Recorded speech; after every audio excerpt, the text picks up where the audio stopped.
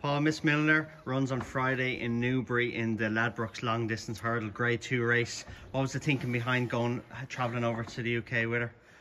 I suppose, Davey, there's no point in saying ground, because the ground is still in exceptional condition here as regards it being good and good yielding.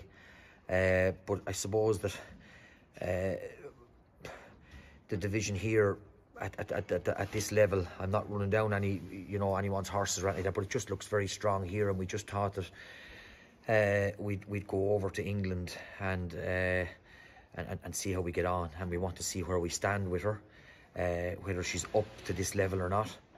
And touch wood, she's travelled well before on 2 occasions to Cheltenham, and we just said we'd take a chance on it, and hopefully she'll run respectable. But we're going to find out an awful lot on Friday. Touch wood that she gets over there safe and sound, and she behaves herself, and she jumps well, and we'll at least all those things come into it. But we're hoping to God that she'll run respectable and tell us where we're going for the rest of the season.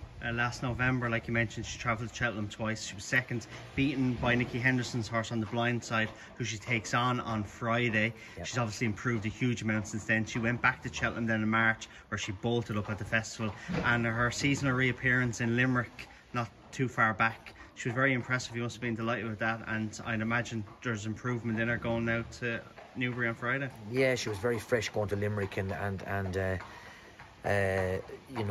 hoping to God she has improved a good bit, but she'll have to, Dave. The horses she beat that day, with no disrespect, but the ratings wise, she was entitled to beat them a lot further than she did, but she still got it done on ground and trip and everything that she wouldn't have liked.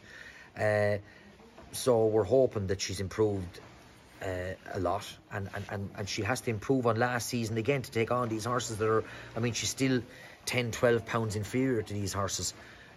So she has to step up, and in my opinion, I think she's improved, but we won't know till we go. And obviously one of those horses to stand out one is Paisley Park, Stayers hurdle winner, where she has to make up on ratings, but she has improved each season though, hasn't she? She has improved, and she's only 6, so I'm hoping to God that level of improvement is in her still. And Paisley Park, it was well publicised that he come on from the run. And if he does, he's the horse to beat. Like he's a multiple grade 1 winner, and she has to improve significantly on ratings and everything to beat him. And the other mare that's in it, Paul Webber's filly.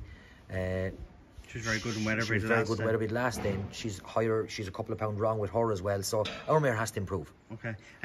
Seasonal reappearance for latest exhibition on Sunday in the Hatton's Grace. Back over hurdles now. That's been well publicised about him not staying chase and going back hurling. Yep. Is this just the obvious starting point for latest exhibition? Just calendar wise it is. And that's what we needed, this little bit of time. He had a little bit of a setback in the field during the summer, which wasn't ideal, and again we want to get him started, and I think it's a better option to do this for the horse's sake. Brian agreed with it as well, that he just reckons that he's a better jumper of a hurdler. We didn't think that would be the case, and I still think he's a good jumper. I don't think the horse is a bad jumper. He gave a great performance of jumping against Monkfish in Leopardstown last year, and then in my opinion his season went downhill from there. I think maybe possibly that took too much out of him, but again he has to improve over hurdles to stake his claim stair wise, and